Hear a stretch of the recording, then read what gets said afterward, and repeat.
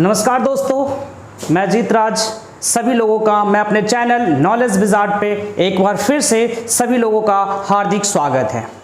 आज मैं फिर आप लोगों के सामने एक ज़बरदस्त वीडियो, एक ज़बरदस्त कॉन्सेप्ट के साथ लेकर आया हूं, जो कि हिस्ट्री का क्लास 10th हिस्ट्री चैप्टर्स 1 का वीडियो है।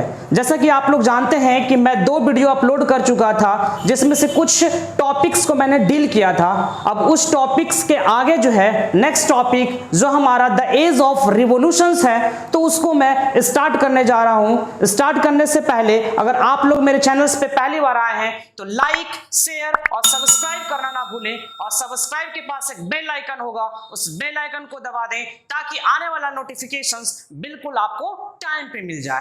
तो चलिए हम लोग स्टार्ट करते हैं class 10th history first chapters का नेक्स्ट टॉपिक्स। तो चलिए हम लोग स्टार्ट करते हैं। चलिए यहां पे क्या है, the rise of nationalism in Europe, जो कि हिस्ट्री का फर्स्ट चैप्टर्स है, जिसमें से द एज ऑफ रिवॉल्यूशंस हम लोगों को आज डील करना है, जो कि इसका जो टाइम पीरियड है वो कितना है देख लीजिए, 1830 से लेकर के 1848 तक है। तो हम लोग रिकैप में चलते हैं कि हम लोगों ने अभी तक टिल नाउ क्या क्या पढ़ा है, इस चीज को हम लोग पहले देख लेते हैं। जैसा कि देखो इंपॉर्टेंट फैक्ट्स, ये द एज ऑफ रिवॉल्यूशंस की कुछ फिगर्स हैं जो आप देख रहे हैं यहाँ पे, ठीक है। इंपॉर्टेंट कंसेप्ट जो कि हम लोगों ने पढ़ चुका है, इस चीज को देख लेते हैं कि द फ्रेंच रिवॉल्यूशन जो कि हमारा 1789 से स्टार्ट हुआ था, 1789 में हुआ था।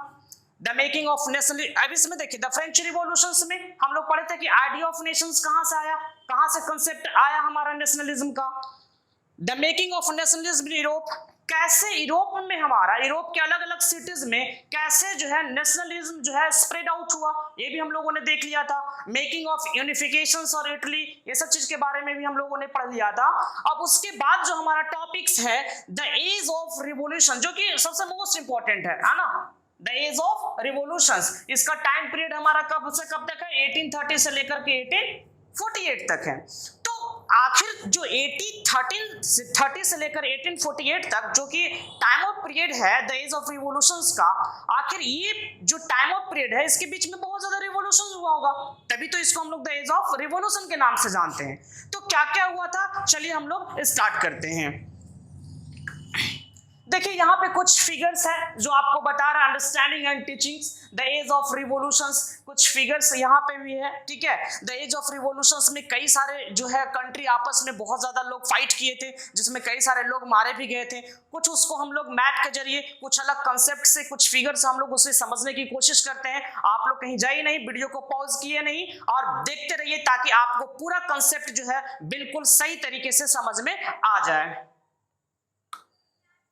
चलिए देखिए ये तस्वीरें आप देखिए, ये फिगर को आप देखिए, बहुत ही मोस्ट इंपॉर्टेंट फिगर है। इस फिगर को जरा ध्यान से देखिएगा, इसमें कई सारे, ठीक है, ये जो फिगर हमारा दिया हुआ है, ठीक है, इस फिगर को देखिए। इस फिगर को देखने से आपको क्या लग रहा है, ठीक है, देखिए यहाँ पे जितने भी सारे मोस्ट ऑफ द पीपल्स है, ठीक है, जितने भी सारे मोस्ट ऑफ द पीपल्स है वो सारे के सारे क्या है, एक दूसरे से क्या है, फाइट कर रहे हैं, ठीक है, फाइट कर रहे हैं। अब इस फाइट में कई सारे लोग भी क्या है, मारे भी जा रहे हैं। ऐसा नहीं है कि इस फाइट में अगर किसी दो कंट्री के बीच में अगर फाइट होता है तो ऐसा तो नहीं ना है कि किसी एक कंट्री के लोग मारे जाएंगे, दोनों कंट्री के लोग मारे जाएंगे। तो ऐसे कई सारे लोग यहाँ पे देख सकते हैं, बहुत सारे फिगर्स में दिखाया जा रहा है। यहाँ पे देखो मार धाड़ पूरा हो रहा है ना, ऐसा लग रहा है कि कुछ किसी फिल्म की शूटिंग चल रही है।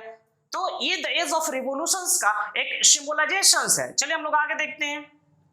अब देखिए कि इन यूरोप वी टॉक्स, अब हम लोग यूरोप के बारे में बात करते हैं, ठीक है, कि क्या क्या सिस्टम था। सबसे पहले आप लोगों को मैंने पढ़ाया था कि वहां पे क्या सिस्टम चल रहा था, मोनार्की सिस्टम था। कई सारे कंट्री में हमारा क्या राजा ये सब का शासन चलता था। तो मोनार्की सिस्टम से हमारा क्या आया, मोनार्की सिस्टम से हमारा क्या आया, डेमोक्रेसी आया, ठीक है। अब डेमोक्रेसी के बाद फिर हमारा उस समय जब आपका किसका, नेपोलियंस का जब एंटर हुआ था, ठीक है, नेपोलियन जब एंट्री लिया था तो वो अपने वर्चस्व को बढ़ाने के लिए, आपको याद होगा मैंने ये बताया था कि किसी भी व्यक्ति को जो है आर्मी में उसको भर्ती करवा लिया जाता था ताकि उसका वर्चस्व जो है किसी दूसरे कंट्री पे हमेशा एक दबाव के रूप में बना रहे, ठीक है। अब जब नेपोलियंस यहाँ पे आया तो फिर जो डेमोक्रेसी था टू द रिपब्लिक जो था, इसको फिर कन्वर्ट किया किसमें, मोनार्की में कन्वर्ट किया। और आपको ये भी पता है, आपको याद होगा, यहाँ मैंने लिखा है कि आपको याद होगा कि जो कंजर्वेटिव कंट्री थे, है ना, 4 कंट्री और नेपोलियन के बीच में क्या हुआ था, फाइट हुआ था, वार हुआ था, जिसको हम लोग क्या कहते हैं, देखो यहाँ पे मैंने लिखा है बैटल्स ऑफ वाटरलू।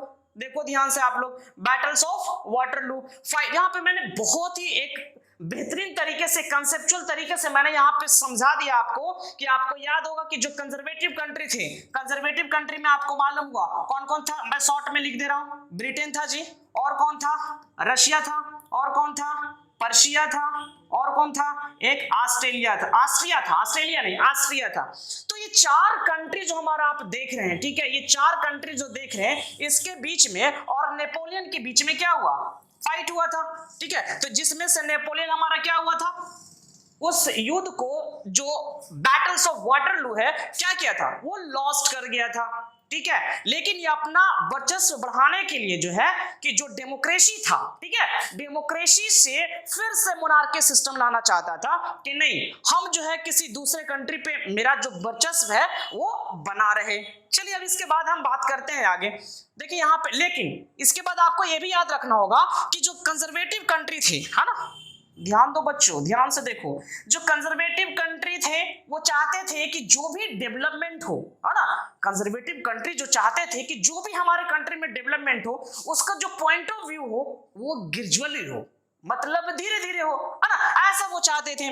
तो इसके अगेंस्ट में भी कुछ ना कुछ लोग थे, कुछ पार्टी थे, जिसको हम लोग अभी देखते हैं। समझ में आ रहा ना, बिल्कुल पक्का, आगे बढ़े तो चलिए, बहुत सही। यहां पे देखिए मैंने क्या था, कंजर्वेटिव, तो कंजर्वेटिव कंट्री में जो 4 कंट्री का मैंने नाम बताया आपको, ब्रिटेन हो गया, रशिया हो गया, पर्शिया हो गया, और ऑस्ट्रिया हो गया, जो कि नेपोलियन के साथ बैटल्स ऑफ वाटरलू किया था। अब जो इसके पहले मैं ये बताया कि ये जो कंजर्वेटिव कंट्री थी, है ना, कंजर्वेटिव कंट्री में ये हमारा 2 पार्ट, एक नेशनलिस्ट आता है और एक क्या आता है जी, लिबरल आता है, ठीक है। तो कंजर्वेटिव में भी जो हमारा 2 पार्ट आपको दिखाई दे रहा है कि एक नेशनलिस्ट है और दूसरा लिबरल है। तो इसका जो एम था, क्या था एम था जी, देखिए यहाँ पे मैंने क्या लिखा कि बोथ एम्स डेमोक्रेसी, यानी जो मोनार्की सिस्टम था उसको फिर से चेंज करके क्या लाना चाहता था, डेमोक्रेसी लाना चाहता था, है ना, यानी to the rule of public लाना चाहता था, डेमोक्रेसी लाना चाहता था, क्योंकि कब तक लोग अत्याचार सहते, है ना। तो ये चीज नेशनलिस्ट और लिबरल का दोनों का जो एम्बिशंस था कि जो मोनार्की सिस्टम नेपोलियन फिर से लाया है उसको हम हटा करके, रिमूव करके डेमोक्रेसी ला, ठीक है, जो कि लोगों के लिए भलाई होगा। लेकिन कंजर्वेटिव कंट्री वो भी चाहते थे कि नहीं, ऐसा नहीं है कि वो नहीं चाहते थे, वो भी चाहते थे कि जो मोनार्की सिस्टम से जो डेमोक्रेसी जाए वो भी, लेकिन धीरे धीरे हो डेवलपमेंट, ग्रेजुअली हो, यानी धीरे धीरे डेवलपमेंट हो। अब बात करते हैं बच्चों कि नेशनलिस्ट और जो लिबरल था, इसके वजह से जो रिवॉल्यूशन हुआ वो स्टार्ट हुआ, भाई क्रांति स्टार्ट हो गया, है ना, हमारा रिवॉल्यूशन स्टार्ट हो गया। तो यहां मैंने लिख दिया है start revolutions in different countries. अब देखिए भाई, जर्मनी, यहाँ पे देखो सारे लोग ध्यान से देखो, कहीं वीडियो को छोड़कर मत जाइएगा, एक चीज कंसेप्ट मैं आप लोगों को बता रहा हूं, इसलिए कहीं भी जाइएगा नहीं, बिल्कुल ध्यान से देखते रहिए, आपको हर एक कंसेप्चुअल चीज जो है आपको बिल्कुल सही से समझ में आ जाएगा। तो देखिए पहला क्या हो गया, जर्मनी, इटली, पोलैंड, ठीक है, आयरलैंड और ओटोमन एम्पायर।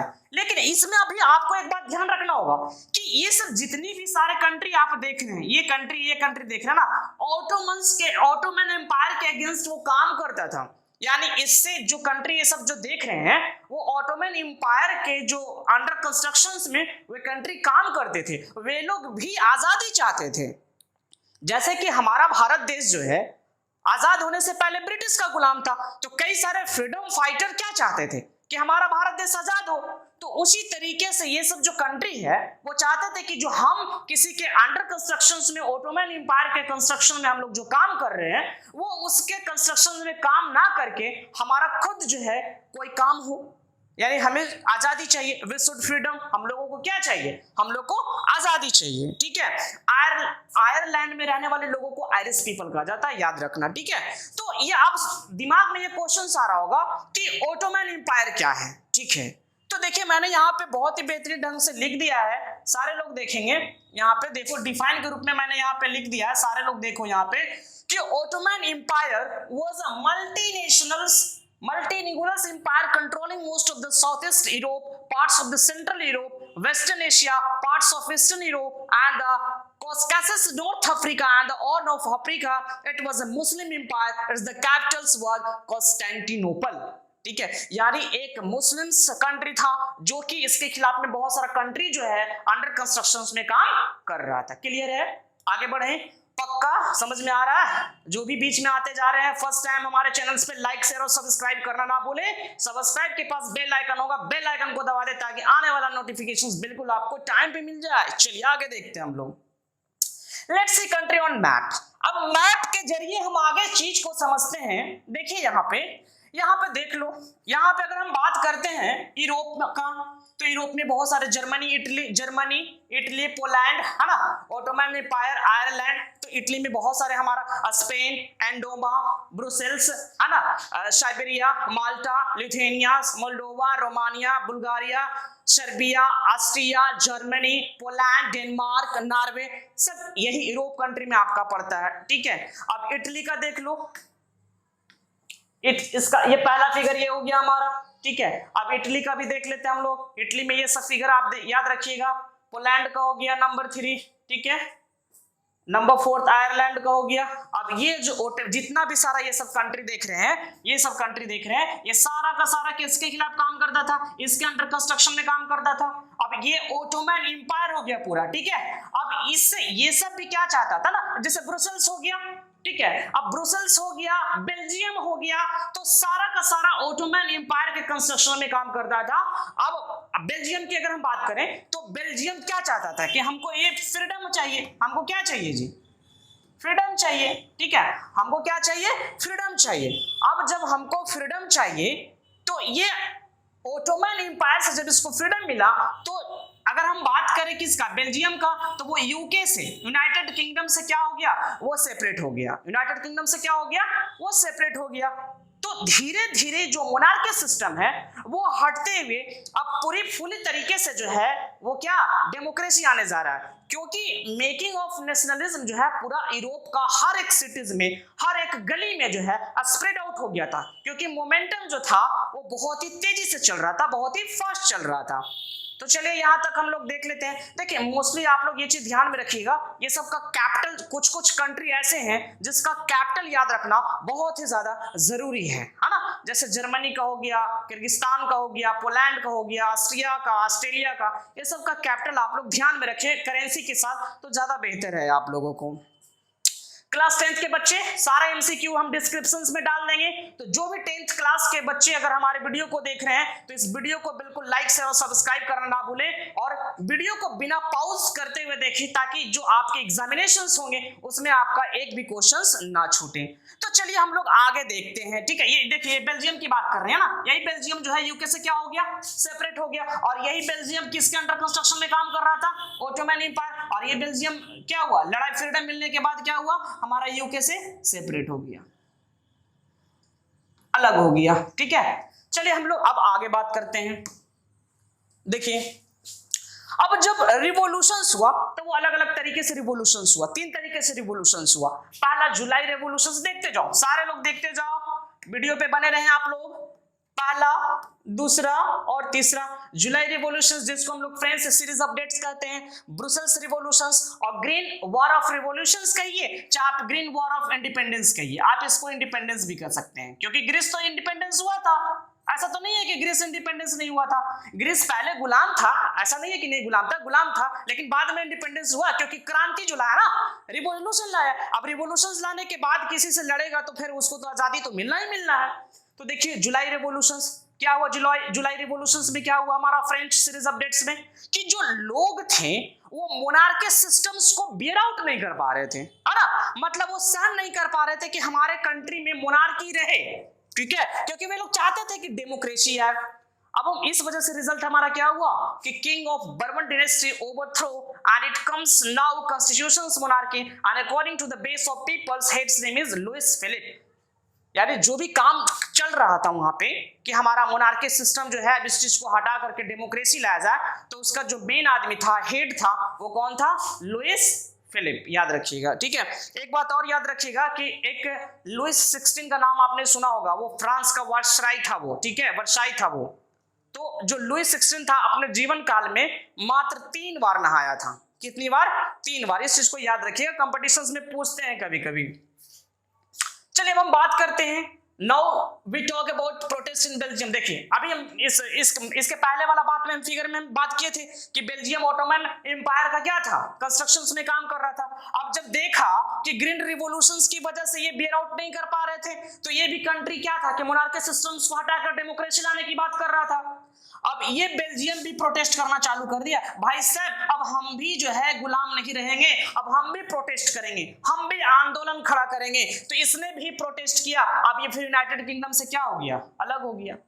ठीक है, चलिए अब बात करते हैं ग्रीन वॉर ऑफ रेवोल्यूशंस का इन ग्रीस। ठीक है, 1821 में we should freedoms for Ottoman Empire, जो कि मैंने आपको शुरू में ही बता दिया। ठीक है, मैंने आपको शुरू में ही ये हिंट्स दे दिया था। तो we should freedoms for Ottoman Empire, Ottoman Empire से जो है हम लोगों को क्या चाहिए? ग्रीस को आजादी चाहिए।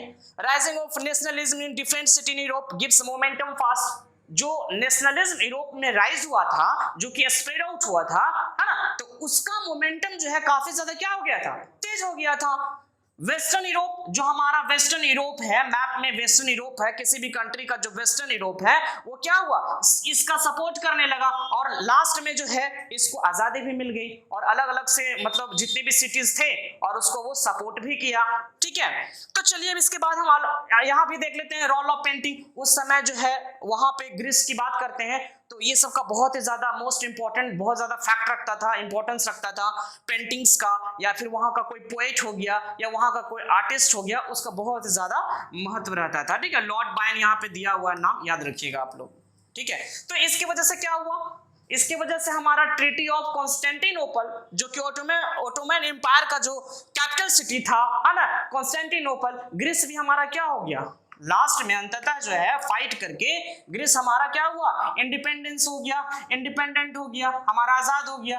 ठीक है, तो ये सब किसकी वजह से हुआ? हम प्रोटेस्ट किए तब। अगर हम प्रोटेस्ट नहीं किए होते, अगर हम आंदोलन नहीं लड़े रहते, ठीक है, मूवमेंट नहीं आया होता, तो हम इंडिपेंडेंट होते? बिल्कुल नहीं होते। तो इंडिपेंडेंट होने के लिए हमें क्या करना पड़ा? प्रोटेस्ट करना पड़ा। तो चलिए ये द एज ऑफ रिवॉल्यूशंस की कुछ बातें थी, कुछ तस्वीरें थी जो हम आप लोग के सामने पेश किए बहुत ही कंसेप्ट के साथ। आई थिंक, मुझे उम्मीद है कि आप सभी लोगों का ये वीडियो आप लोगों को पसंद आया होगा, और पसंद आया होगा तो लाइक, शेयर और सब्सक्राइब करना बिल्कुल भी ना भूलें। एक अगले बार जो है नेक्स्ट वीडियो जो आएगा, इसके नेक्स्ट टॉपिक्स जो भी रहेगा उस टॉपिक के बारे में हम आप लोगों को डील करेंगे। तो चलिए इसके बाद अगर कुछ और है तो देखते हैं हम लोग। देखिए आपके सामने एक बहुत ही बेहतरीन पेज आया, इस पेज को देखना ना भूलें। ठीक है, इस पेज में आपको 3 तस्वीरें दिखाई दे रहा है। कितनी तस्वीरें हैं? 3 तस्वीरें आप लोग को दिखाई दे रहा है। इस पहले फिगर को देखें, क्या लिखा हुआ है कि I was so much confusion on another channel but everything was cleared on channel knowledge wizard. ये जो बच्चे को देख रहे हैं भाई, लगता है कि बहुत ज्यादा गुस्से में है ना, मुझे तो ऐसा लग रहा है कि बहुत ज्यादा गुस्से में। तो ये क्या बोल रहा है कि मैं बहुत ही ज्यादा क्या था? कंफ्यूज था, लेकिन जब से मैं नॉलेज विजार्ड चैनल्स पे आया हूं, मेरा कंफ्यूजन जो है बिल्कुल क्या हो गया है? दूर हो गया है। तो आप लोग कहीं जाने की जरूरत नहीं है, नॉलेज विजार्ड पे बने रहिए और हमेशा इस चीज को देखते रहिए। आपका भी जो कंसेप्ट है, जो कंफ्यूजन है, वो बिल्कुल आपका क्लियर हो जाएगा। चलिए फर्स्ट वीडियो तो मैंने देख लिया है ना, बहुत गुस्से में था, कंफ्यूजन है ना, इसको तो कंफ्यूजन है तो थोड़ा सा चेहरा भी उसको उस तरीके से ये बना लिया है। चलिए अब हम दूसरा फिगर की बात करते हैं। ठीक है, अब दूसरा फिगर में ये एक बच्ची है, ये भी फ्रेंच रिवॉल्यूशंस के बारे में पढ़ना चाहती थी, सीखना चाहती थी। अब आप ये दिमाग पर जोर मत डालना कि ये तो छोटी बच्ची है, ये से कबूतर सीखेगी, ये फ्रेंच रिवॉल्यूशंस क्यों सीखेगी? भाई साहब 21वीं शताब्दी का जमाना है, यहाँ पे कुछ भी कभी भी बच्चे में भी लोग बहुत कुछ सीख जाते हैं। तो ये जब बच्ची क्या बोल रही है कि मैं किसी और चैनल पे पढ़ रही थी इसलिए मैं कुछ सीख नहीं पाई और मैं रो रही हूं। Now let's learn on knowledge wizard channel. चलिए तो हम लोग चलते हैं नॉलेज विजार्ड पे कुछ सीखने के लिए। ये मैं नहीं, ये बच्ची बोल रही है। क्यों क्यों? तो ऐसा क्यों बोल रही है? इसका मतलब नॉलेज विजार्ड पे कंसेप्ट बहुत ही क्लियर मिलता है, तो आप लोग भी नॉलेज विजार्ड पे बने रहें। तो देखिए अब लास्ट जो फिगर आप देख रहे हैं, ये बच्ची नॉलेज विजार्ड चैनल्स पे ऑफलाइन क्लासेस में पढ़ के जा रही है। तो ये क्या कह रही है, यहाँ पे आप लोग बिल्कुल ध्यान देंगे, स्टेटमेंट को ध्यान देंगे। क्या लिखा हुआ है कि मम्मी को जाकर बताऊंगी कि मम्मी मैं अच्छे से द एज ऑफ रिवॉल्यूशंस का कंसेप्ट समझ गई। बात को ध्यान से देखिएगा, क्या लिखा हुआ है कि मम्मी को जाकर बताऊंगी कि मम्मी मैं अच्छे से द एज ऑफ रिवॉल्यूशन का कंसेप्ट समझ गई। मम्मी मैं अब से नॉलेज विजार्ड चैनल पर ही स्टडी करूंगी, इसलिए मैंने लाइक, शेयर और सब्सक्राइब भी कर दी इस चैनल्स को। इसलिए मैं आप लोग से भी कहता हूं कि इस चैनल्स को लाइक, शेयर और सब्सक्राइब करना ना भूले। जैसे कि इन लोग की तरह इन लोग के हर कंसेप्ट क्लियर हो रहा है, तो आप लोग का भी कंसेप्ट क्लियर हो जाएगा। इसलिए हमारे चैनल्स पे बने रहें ताकि आप लोग का नॉलेज और बढ़ सके, और जितना पॉसिबल हो सके मैं आपकी हर तरफ से हेल्प करने के लिए तैयार रहूं। तो चलिए नेक्स्ट वीडियो में हम आप लोग को एक अच्छे कंसेप्ट के साथ, एक अच्छे डीलिंग के साथ आप लोग से फिर मिलते हैं। तब तक के लिए जय हिंद, शुक्रिया, नमस्कार दोस्तों। Thank you so much to all of you.